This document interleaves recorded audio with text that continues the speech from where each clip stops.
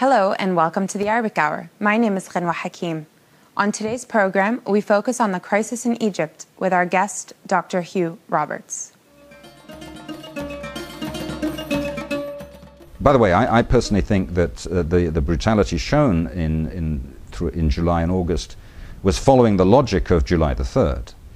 And therefore, I think that for people who supported July the 3rd, supported the coup, then to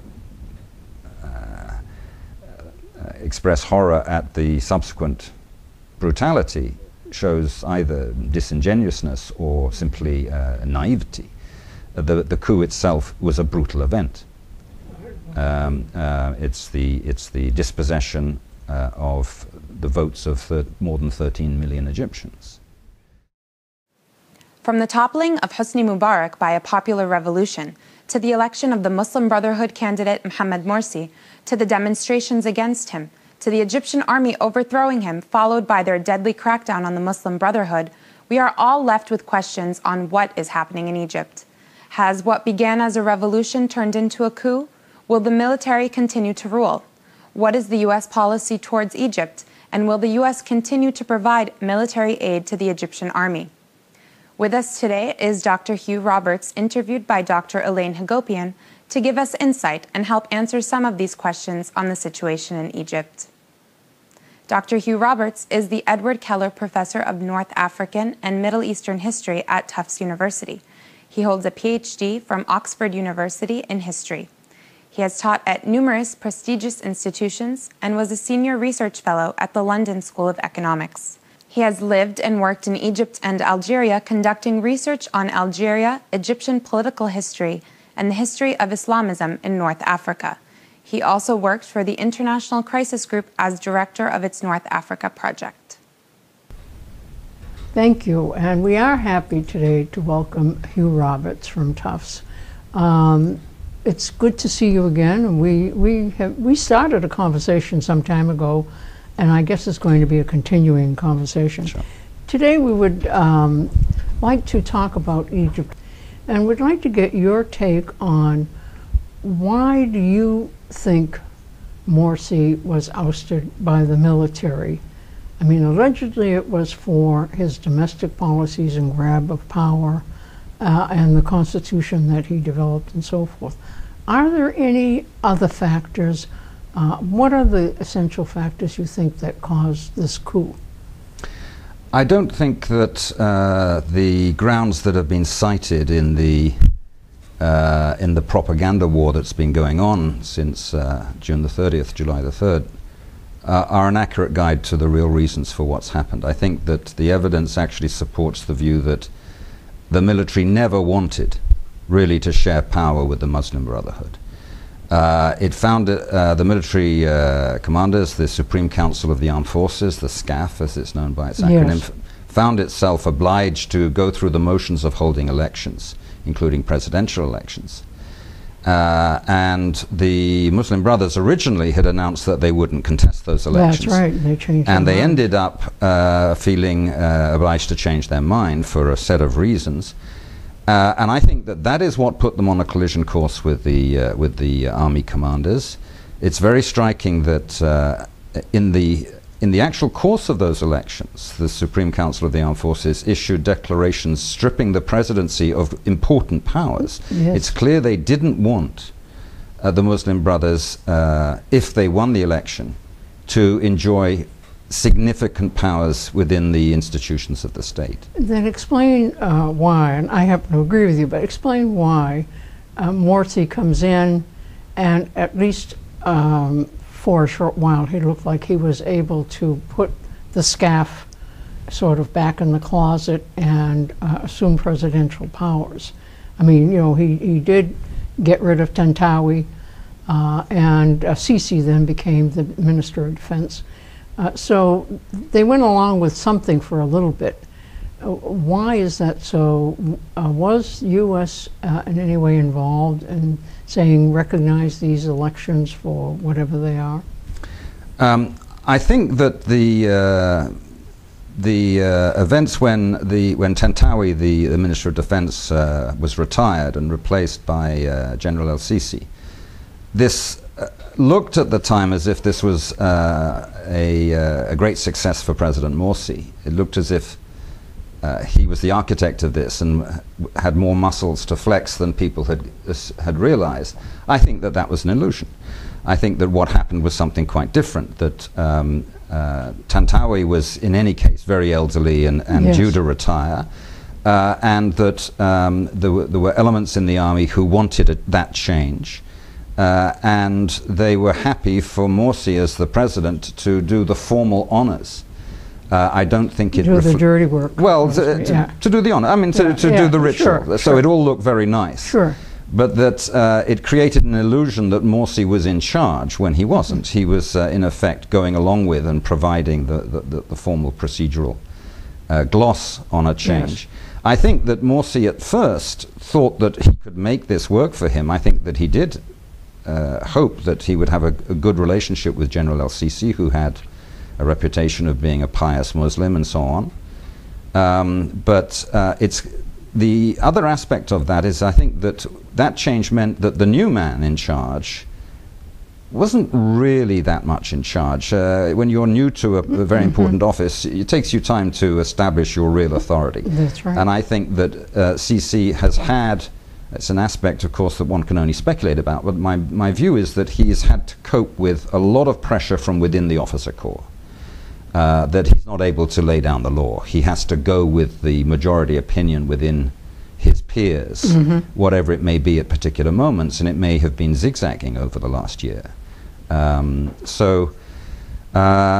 own view is that there's been a strong view within the army that has never wanted to see the Muslim Brothers in any kind of political power, either strong in parliament or let alone holding the presidency. Especially after all these years. And so it was always a very risky undertaking to try to make a success of holding the presidency. The brothers appear to have adopted a policy of, in effect, trying to appease the army, giving them whatever they want, special status, economics, their treating them interests. as untouchables, Right. and so on, kind of an appeasement strategy, which, of course, made them ever more vulnerable to criticism from the revolutionary, the so-called Yes. revolutionaries, as letting them down. And in effect, it's a strategy that backfired on the brothers. I think that the other reason for the ouster, I mean, I think in a way the ouster was, we can see in retrospect that it was pretty well going to happen sooner or later. The point that is often made in criticism of President Morsi is that he was trying to secure power for the brothers. Well, that's what a party does when it gets elected. Yes, of course. It puts its own people in key positions as far as possible. Every president of the United States does that. Every prime minister in Britain does that. The point is that when Morsi became president, because the military had, through a compliant judge, decreed the dissolution of the parliament. Yes. On the 14th of June of last year, in other words, in the middle of the presidential election, depriving Morsi of his support base in parliament.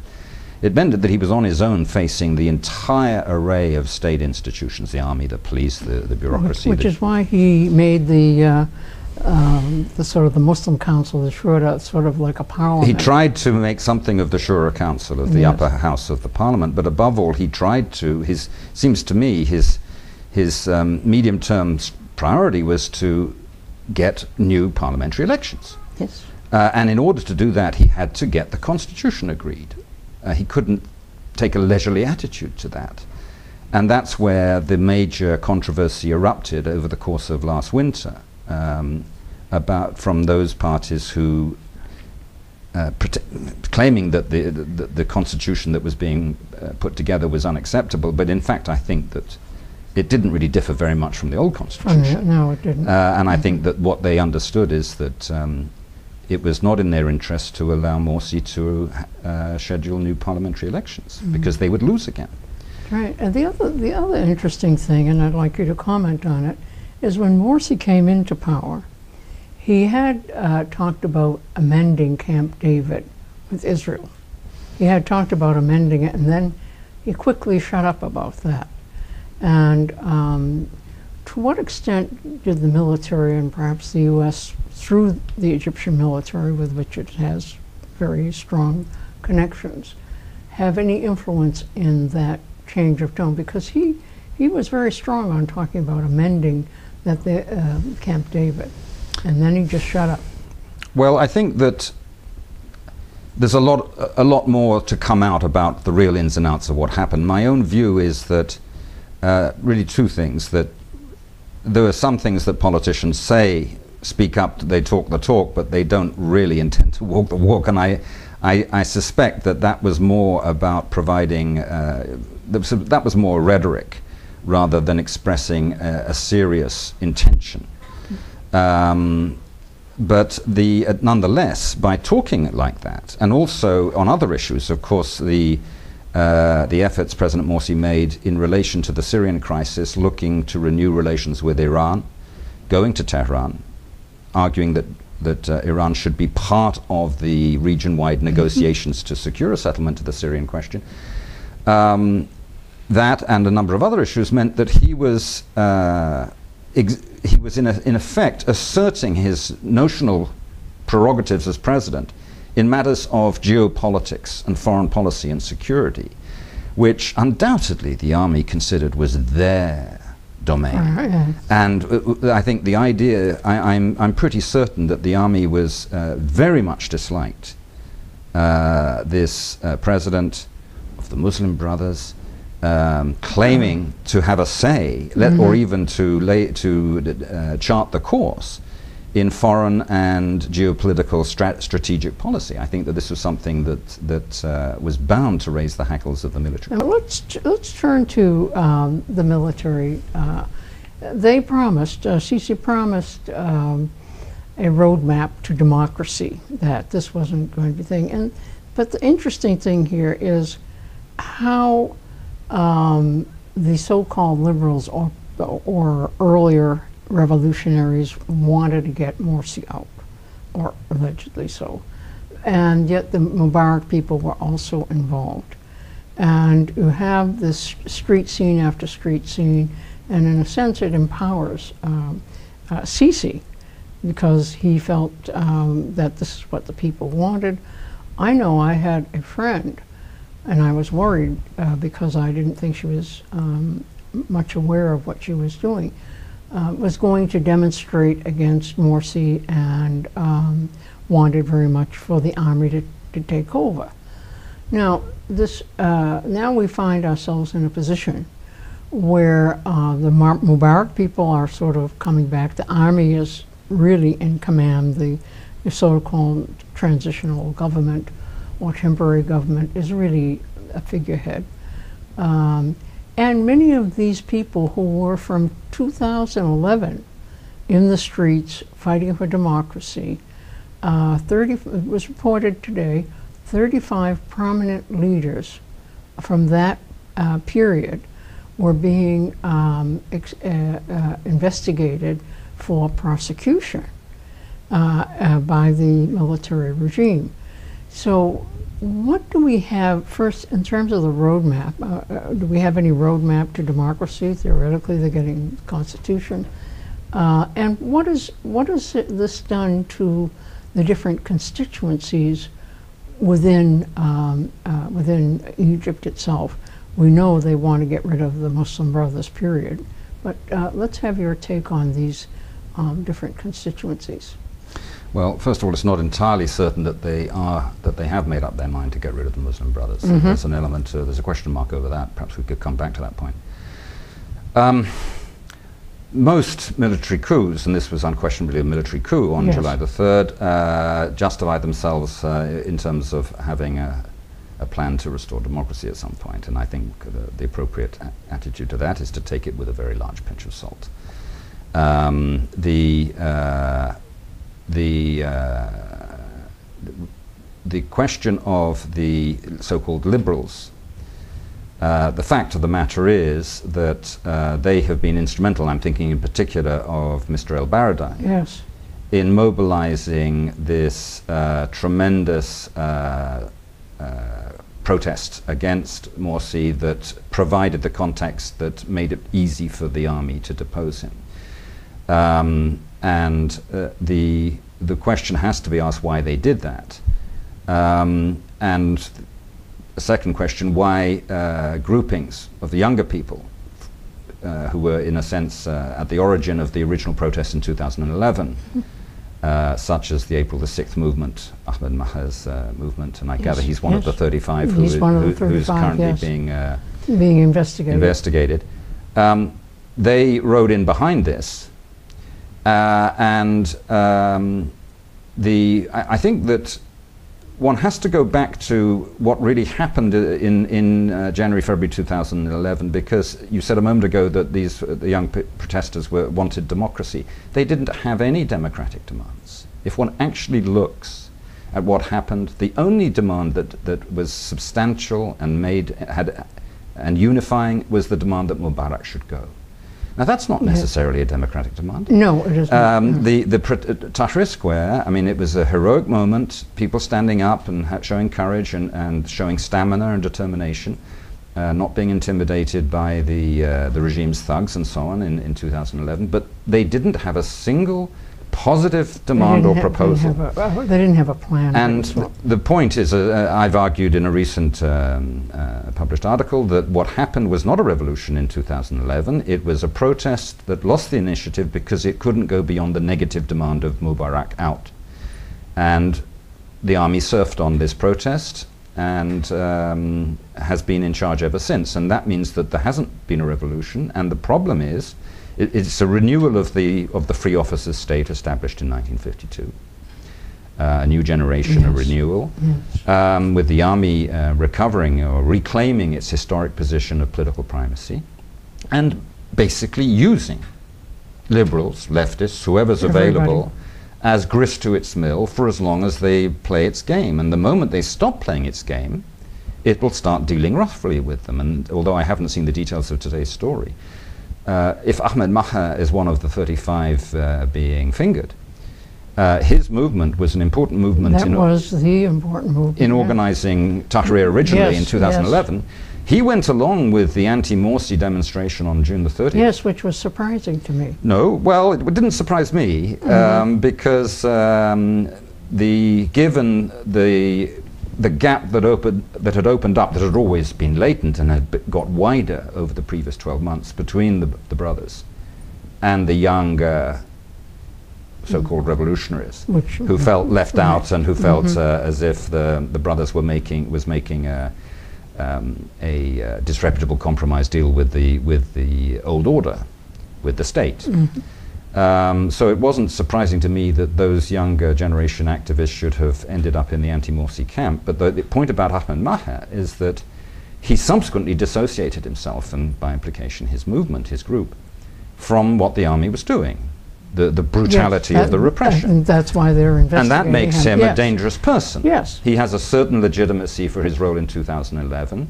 If he's now coming out criticizing the army isn't going to put up with that for a moment. No, it's in a we lay down the law move. They've picked the 35 prominent leaders of that movement. So this road to democracy is just... it's not there. It doesn't exist. They're not even... it was a ploy or whatever it was, but certainly the liberals initially believed the army was going to be their salvation.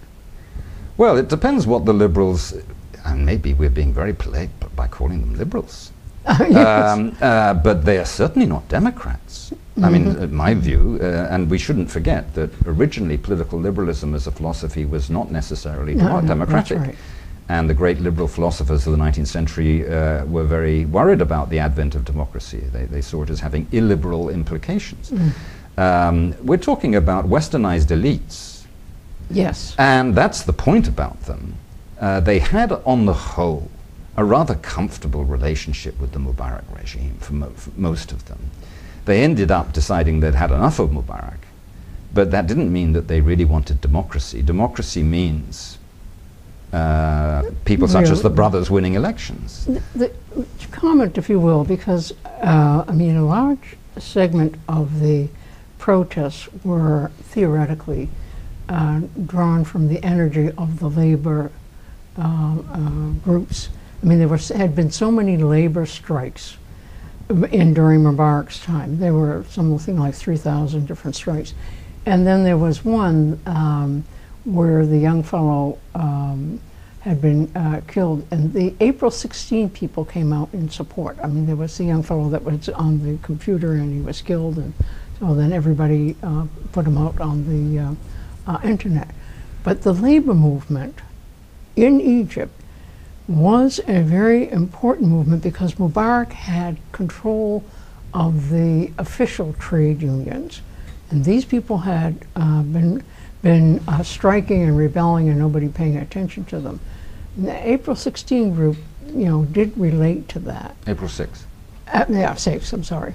I have 16 on my brain. Did relate to that. And so comment, if you will, on whatever happened to the labor group. I mean, the liberals were the professionals who did benefit. I mean, Mubarak was very smart. Every time the engineers would protest, he would somehow give them some work and whatnot. But what about the labor movement? They were a very strong group, not always well organized, but there. I don't think when it comes to political action, they are just one unified single force. No, they're not.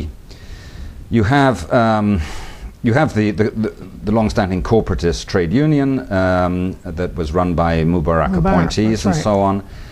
You had this wave of strikes in 2008 that shook. There was a bit of an earthquake within the corporatist union and encouraged the emergence of impulses to hive off to establish independent free unions. With over the last 7 or 8 years, maybe you could even go back 10 years, there's been this emergence of quite a militant, if small, but militant and quite organized left-wing group, the Revolutionary Socialists, who were of kind of Trotskyist pedigree in terms of their doctrine, that have been quite active in trying to get into the labor movement circles, establish a bit of to penetrate them a bit, to establish links with them. So you've had a developing complexity on the labor front in terms of its political significance, and this played an important part in 2011. The workers' strikes were part of the pressure put on the Egyptian state to decide to make Mubarak walk the plank as a sort of survival ploy. Let him take the fall, let him be in effect the scapegoat for the others. Since then, I think that in a sense, what strikes me is what hasn't happened. The consolidation of a political force of the left, either the center left, moderate left, social democratic in kind, or a bit more militant, a bit further left, that has been clearly making its play as the representative of the labor interest.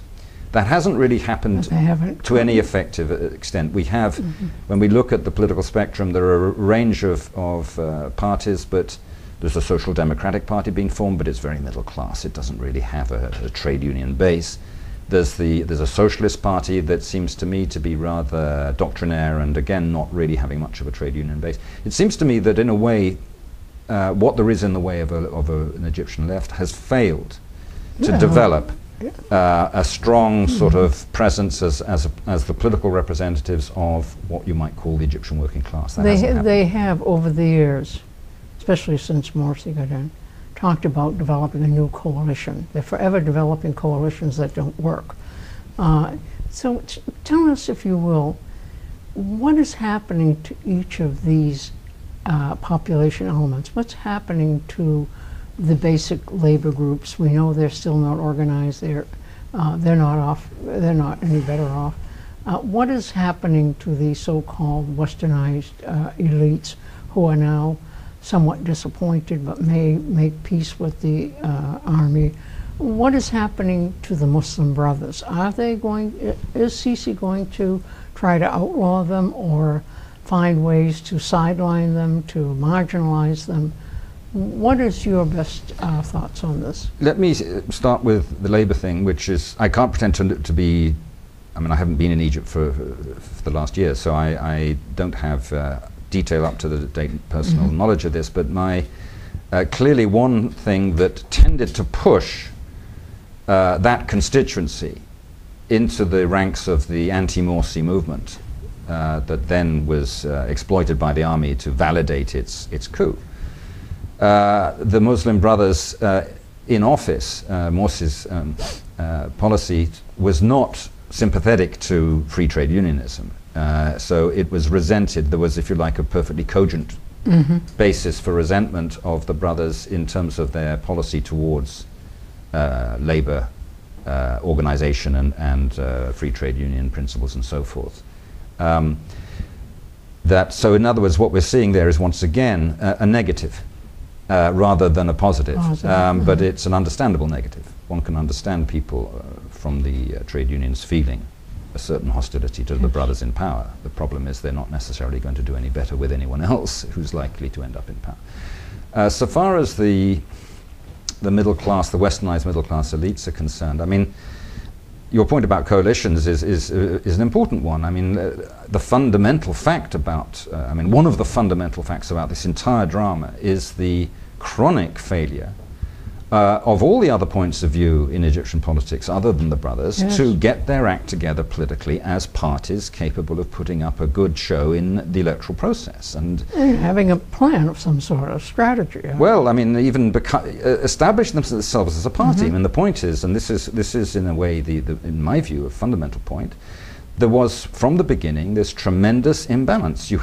Once you had a political opening, and the brothers, amongst other groups, became legal, they dwarfed everybody else. And I think the fundamental reason for the behavior of the westernized elites, and Mr. El-Baradei and so on, is that they knew they couldn't compete. They knew that they didn't have it in them to develop strong parties, and therefore they ended up basically saying, we don't want this game to continue. And that, in other words, they opted for an anti-democratic position. And of course, doing their best to suggest that Morsi himself was the anti-democrat, but the fact is he had a mandate. So far as the other point is that I think there's another point about the attitude of the westernized middle classes, which is, however, I think that really their involvement in the protests against Mubarak, it was a sort of a vehement but rather superficial or rather shallow outlook that was being expressed then. Because during his 30 years, Mubarak had actually taken care to arrange for westernized elites to have a relatively comfortable time. He cultivated them, He didn't necessarily cultivate them, but he didn't oppress them. Arrangements, I mean, it was perfectly possible for such people to feel relatively comfortable in Egypt under Mubarak. Now, my point here is that I think that what a factor in Western elites' attitudes to the brothers is that once the brothers actually began to look as if they were going to make inroads, political inroads, into the state apparatus, this was particularly when it came to a question of the president sacking corrupt office holders. It's easy to denounce corruption, but a lot of people have actually depended on corruption being the name of the game. A lot of people have had a relationship with this authoritarian state that has been bearable for them because they have entrees, they have connections, they have wasta. They are able to go and see someone who's the brother of a cousin or an uncle or whatever. They have the connections in this sprawling bureaucracy that enable them to get some effective representation for their needs and interests, but it's only the middle classes that have had this wasta, this connection. These professionals. And once the brothers come in representing the other Egypt, the mass of which the westernized elites know little or nothing, in a sense, lots of different constituencies in Egypt have all been living in their own bubbles. And once the Muslim Brothers look as if they're going to start dismissing corrupt judges and corrupt office holders and replacing them with politically partisan ones. I think that's something that a lot of people from the middle class, the westernized middle classes, found very threatening. It meant that they were losing their connections. And I think that that's a premise of their attitude. This is interesting because it was allegedly el-Baradei who talked the U.S. into sort of not necessarily backing the coup, but giving a wink, allowing it, or maybe even backing it. We'll get your opinion on that.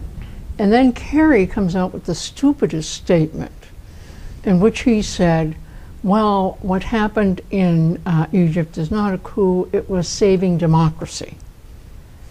And he said that, and then later they began to complain about the way the army was heavy-handed and pluralism, and they're going to take away aid, and they're still talking about taking away aid, which really, I'm not sure they'll do it, but I mean can be replaced easily by Saudi Arabia, which has a vested interest in maintaining that military over the Muslim Brothers. So Baradei was initially appointed to be the prime minister, the temporary prime minister, and then that didn't work because he's not really popular. But they made him a vice president. And now he's resigned because he said they're too brutal. So comment, if you will, on the U.S. And these liberals, especially someone like Baradei, and the relationship with the army, which the U.S. has very strong interactions with the Egyptian military. Comment, if you will, on that. I don't think that U.S. acquiescence or acceptance of the coup was simply due to el-Baradei. I think el-Baradei was encouraged by the generals to make himself useful on their behalf, or perhaps volunteered. Perhaps he was playing his own game of playing to the military. I can be useful to you. You need me. That's a speculation, but it was something of that order was going on. Well, his behavior seems to indicate that. But I don't think Washington's attitude to these events was a function of el-Baradei. I think he was, if you like, the icing on the cake. I think that it's far more realistic to assume that there was a good deal of dialogue between the Egyptian generals and their American counterparts. They know each other, they talk to each other very well, frequently, and it's at that level that U.S. agreement with this coup was negotiated and was secured, and the rest is icing. And I think that the point is this: one has to assume that this was all a done deal before July the 3rd. Which is why it was impossible for President Obama to then talk about a coup, because America was in effect complicit with what had happened before it happened. They give That's my reading of it anyway, and I think that this is extremely regrettable. I mean, I think it's a great pity that America should end up taking positions of this kind. So far as the Saudis and so on. Sorry, I mean the aid that we send. Yes, the question of aid. Well, my own view is that this is almost an irrelevance. Yes. The point about, but if we let's deal with the irrelevance. But it's symbolic. But the point is, first of all, the sum involved has declined in real terms drastically from what it was originally at the outset of this arrangement that goes back decades. So the sum is much less than it used to be in real terms. It buys much less. Second thing is that it is actually an arrangement. It does not give Washington real leverage over internal politics. It never has done. What it does, it's basically a bribe to the Egyptian army to buy American equipment and materiel in the military sphere. It's therefore a way of guaranteeing to the producers, the manufacturers in the US of this equipment, a nice Egyptian market for their output. And they're having a fit right now, even when there's talk in Congress of dropping the aid, which their lobby is working on. Sure. It won't happen. The other thing it guarantees for the U.S. is certain strategic privileges and prerogatives in terms of fast tracking through the Suez Canal, the overflight rights and so on. And of course, it's a way of, it's part of, an important part of a sort of package that secures in a way, or has up until now, secured the involvement of the Egyptian military in America's global strategic dispositions. What it has never done is really given Washington any real say over internal policy. It's a very small sum in real terms. In real terms, and yes. in real terms, it already gets, what the Egyptians deliver in return for that money is already a lot. So it's never been realistic for anyone in Washington to think that this so-called aid gives America any authority over internal policy. In practice, when one looks at it over time, one finds that what it's bought the Americans in relation to internal policy is a willingness on the part of whoever is running Egypt to humor Americans once in a while with a gesture. These gestures never really last for long or add up to anything. It's about humoring, doing something that comforts the current U.S. discourse, but nothing more. And the U.S. is pleased that the Army has always supported the Camp David agreements and works all right with, even though it's a kind of a cold relationship, but they've been happy with the way the Army has dealt with this. Well, the point here is that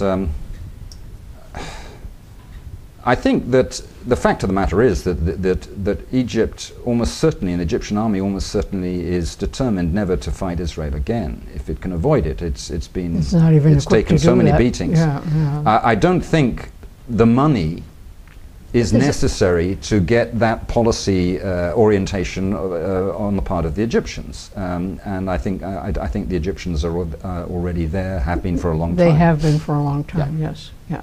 No, I don't see that money as leverage. I just simply thought it interesting that the Congress is saying they want to take it away, and it doesn't really mean anything for Congress to take it away, because number one, it can be replaced, and basically the U.S.-Egyptian relationships with the military are very strong in any case, and as you say, they're humorous. Could I just say, on the other side of the coin, it actually, in my view, meant a lot that Washington did not call a coup a coup. We understand the reasons, its own complicity. But I think actually the failure of the US as the most powerful state in the world, and the state that prides itself on embodying and exemplifying the principle of the rule of law, to in effect say to the world, we have an American law, but it doesn't actually mean anything, and we're going to ignore it because that law says if there's a coup against a democratically elected government, you suspend all aid. The world has seen that. It's been in plain sight. I think that has mattered a great deal. I think all of these moves, and some of the moves now in Syria, which we'll get to, have weakened very much the American position in the Middle East. I'm afraid so. Tell us a little bit about what you think is going to happen to the Muslim Brothers. Well, here, of course, we've seen very, very brutal, violent repression, much worse than anything that happened under Nasser. Nasser hanged 6 of the leaders. He dismantled it, the movement, and suppressed it, but there were no massacres of this kind. So this is. He put a lot of people in jail. He put a lot of people in jail. That's not quite the same as going out and mowing down 1,000 or more people. So this is a traumatic moment, and what's the logic of what the? By the way, I personally think that the brutality shown in July and August was following the logic of July the 3rd, and therefore I think that. For people who supported July the 3rd, supported the coup, then to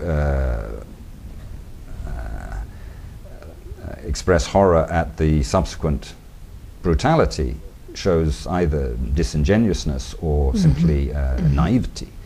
The coup itself was a brutal event. It was indeed. It's the dispossession of the votes of more than 13 million Egyptians. It's the violation of a political and constitutional agreement. But the logic of that, if the regime were to follow the logic, would be the banning of the brothers. you can't very well depose through a coup the elected president from the brothers and then say to the brothers, but by the way, you're welcome to contest the next elections, which we're going to hold in a few weeks from now. That doesn't work. That's not coherent. The logic of General Sisi's move is the banning of the brothers.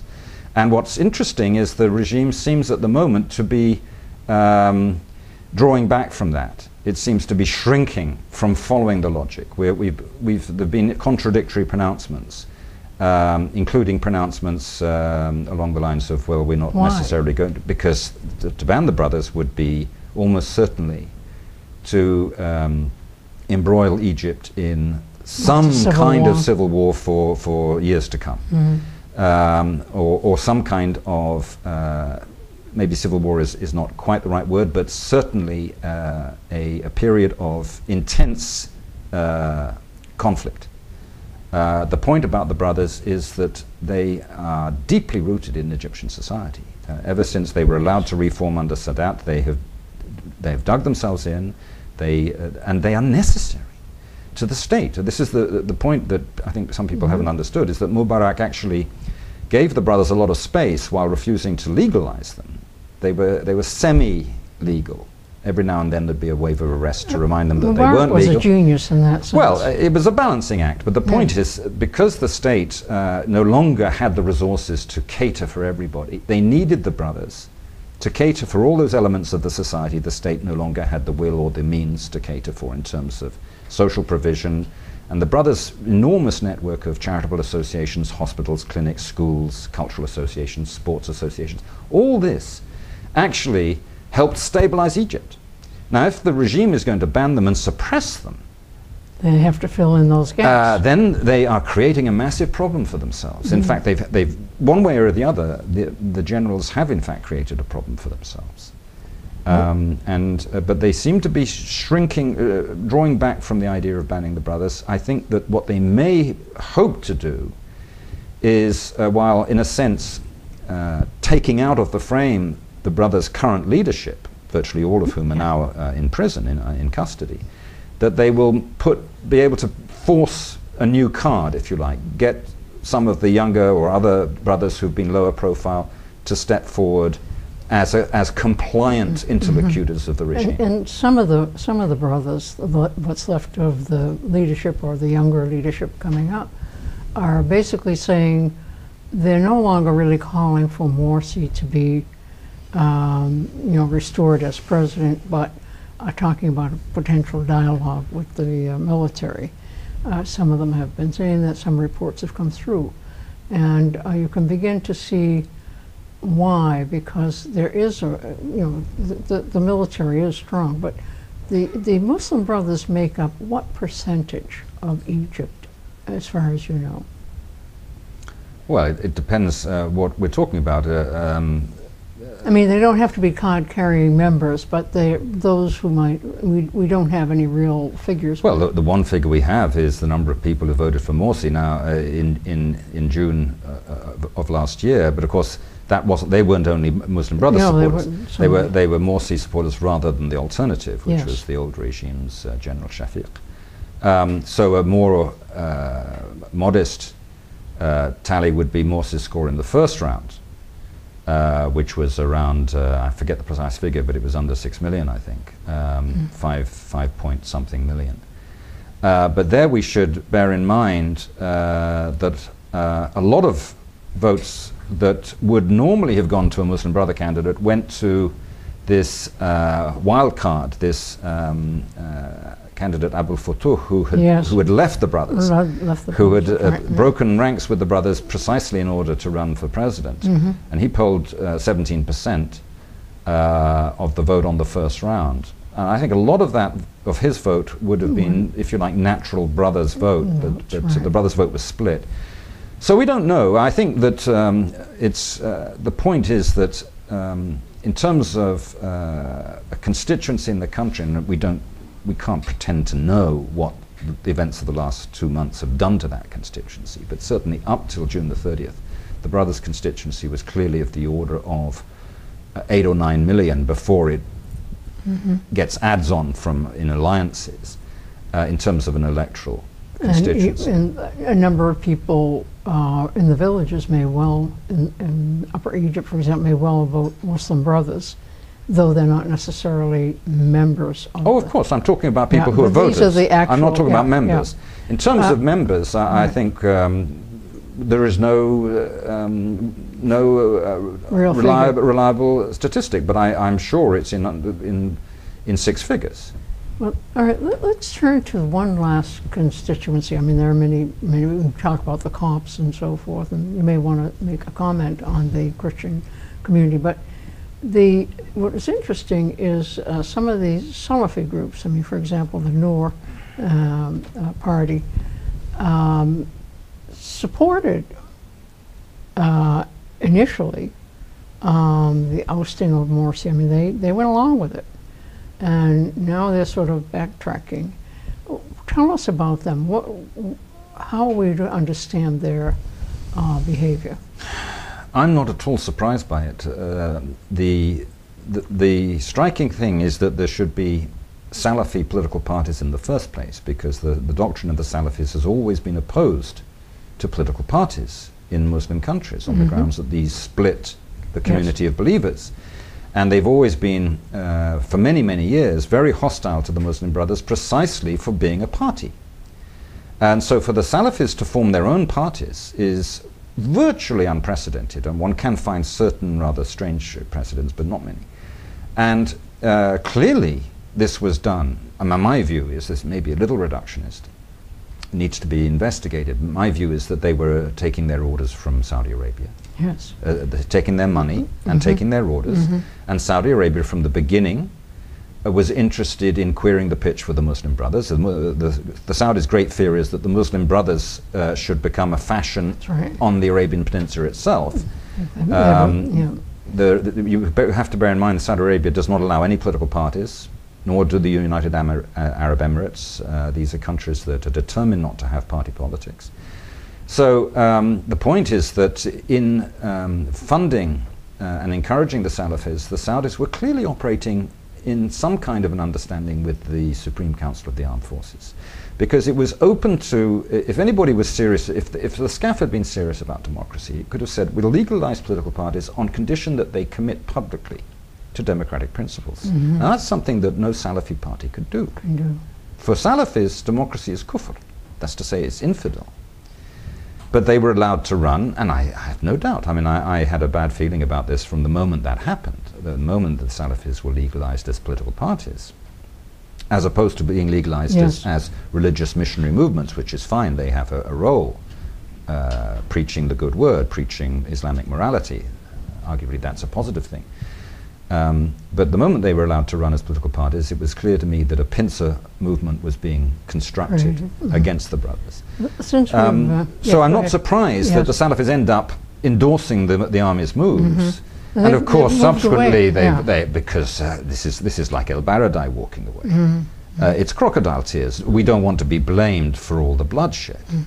That's why should one take it as meaning anything more than that? When you look at those who are the main regional actors who are in favor of the military coup, you see Syria. Obviously, Syria is thrilled that Muslim Brothers are being attacked and saying they're terrorists. I mean, the military, the Egyptian military calls them terrorists, as does Syria. And Israel, because they want the money to keep coming symbolically to Egypt, because they see the army as a mainstay of Camp David. In addition, we have Saudi Arabia. And these are strange bedfellows, although we know Saudi Arabia and Israel oftentimes cooperate. Comment, if you will, on these three characters. And Turkey's not in favor because the Muslim Brothers are much more to the liking of Turkey. So Turkey just withdrew its ambassador, apparently. Yeah, I mean, Turkey, it's perfectly logical that the Turkish government, given that it's a kind of soft Islamist government, should be very indignant to this turn of events, about this turn of events in Egypt. Of course, it's also equally logical for the regime in Damascus that comes out of the secular Ba'athist political tradition to be pleased that political Islamists should be suppressed in Egypt. Of course, I mean, one can understand that.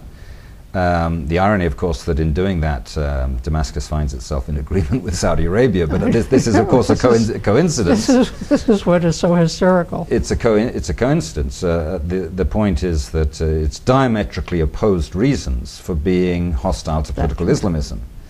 Political Islamism would greatly destabilize Saudi Arabia if it got a purchase on political life there. But of course, for the Syrian political government, they're dealing with a rebellion. They've had this secularist vision, right, and it sort of legitimizes Assad's attack on the Muslim Brotherhood, so to speak. Well, in a way, yes, and I think that if there's more behind it, the interesting question now really is how, given that it's in effect the army in power in Cairo, how their policy position on the Syrian crisis will evolve. They are in a way in the most contradictory position, dependent on Israeli and Saudi Arabian support and largesse in the case of Saudi Arabia and the United Arab Emirates, who are all very, very energetically supporting the anti-government side in Syria.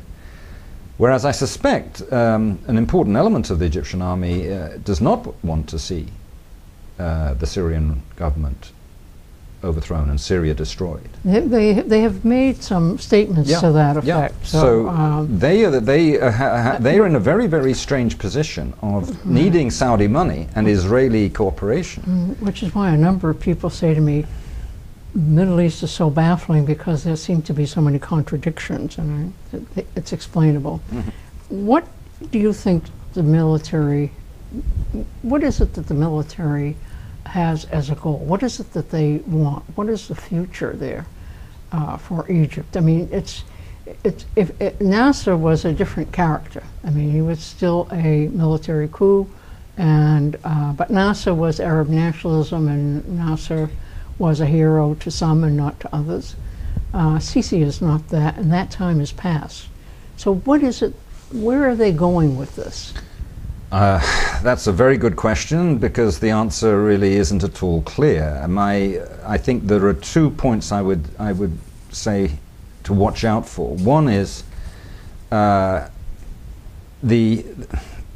government is relying on a certain drummed up sort of refreshed nationalism within Egypt, and references to Nasser and so on. They may feel the need to do something to try to live up to that a little way. And one question I'm asking, therefore, is what is their vision for Sinai? A fundamental premise of the instability and insecurity in Sinai is the fact that Sinai is not fully under Egyptian sovereignty. And I would have thought that that may be where the army authorities will want to try to score a nationalist goal of some kind. It may be by getting the Israelis to agree to a revision of the Camp David Treaty, that they can do where Sinai reverts fully, and where the Egyptian army completely can station its troops wherever it likes within its territory. Because right now the Camp David limits it very much. The second, if I could just mention the second thing, in terms of handling internal affairs, the one model that is available to the Egyptian military in terms of dealing, given that they can't really replicate it under, as you say, Nasser's very ambitious internal agenda of agrarian reform and a paternalistic social policy, the state caring for everybody, they're bankrupt, they can't do that. I think the model available to them is basically the Algerian model, where the army is, if you like, the conductor of the political orchestra. It decides it allows a variety of political forces to form and be legal players. None of them ever are allowed to get any real power, but they're allowed to play. And where the army as conductor, we're using its baton, decides which bits of the orchestra play at particular moments. That's the Algerian model of militarily controlled pluralism, militarily manipulated pluralism. That's the one model available to General Sisi and his colleagues. If they don't opt for the Algerian model, it's not clear what they're going to do. Do you think that Sisi and his colleagues are as sophisticated as the Algerian military? I think the difference is not one of sophistication. Of course, Egyptians pride themselves on being sophisticated. I think the point is they're not experienced. The Algerians have been playing this game for ages. They know all the moves backwards. And the point about the Egyptian army is that during Mubarak's 30 years, they were really marginalized from the mainstream political process. They had their own little economic fiefdom and they had their privileges, but they weren't actually governing. And I think that they don't have the repertoire of skills to do effectively what the Algerians have been doing very effectively. Thank you for this extraordinarily informative interview, and we appreciate it very much. Oh, thank you. That was an interview with Dr. Hugh Roberts, Edward Keller Professor of North African and Middle Eastern History at Tufts University, discussing the state of affairs in Egypt today. Stay tuned. We'll be back with more after this short break.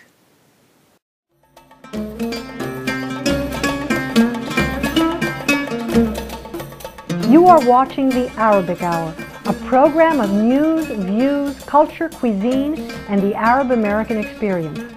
To view today's program or any previous programs, log on to our website at www.arabichour.org. Thank you so much for joining us. On behalf of all of the volunteers here at the Arabic Hour, this is Ghanwa Hakim, and I look forward to seeing you next week. The Arabic Hour has been brought to you in part by the William G. Abdullah Memorial Library, a resource center for information and education on the Arab American experience.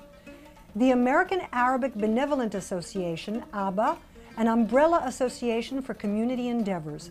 The Nicholas G. Barham Veterans Association and Ladies Auxiliary, providing veteran services, scholarships with community pride. And by our members as well as contributions from viewers like you. لما صوتك ينده لي والبوس بتشن علي وتنجل عخدودك حاري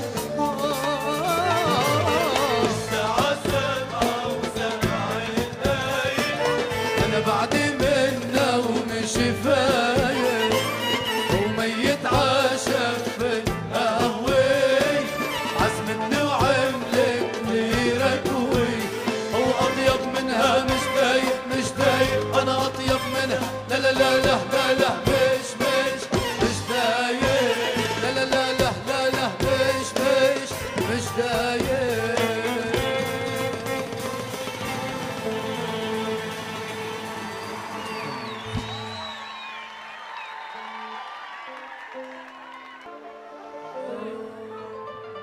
لهجر قصرك وارجع بيت الشعر